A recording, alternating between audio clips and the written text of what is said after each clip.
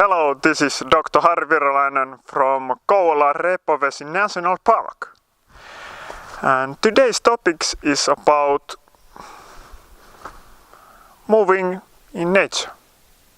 Going to the forest, have a walk in there, see the lake, water, and how that affects your body, your mind, and your well-being.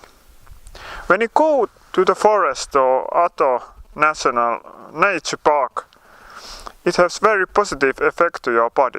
Your stress hormone decreases immediately, and also your positive hormones like serotonin, dopamine, those happy hormones, they increase in your body. So you feel good.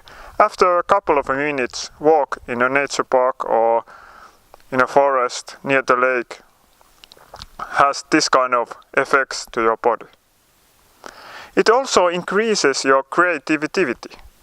You have new ideas and you don't have this kind of defense mechanism anymore to the new ideas or in a relationship things.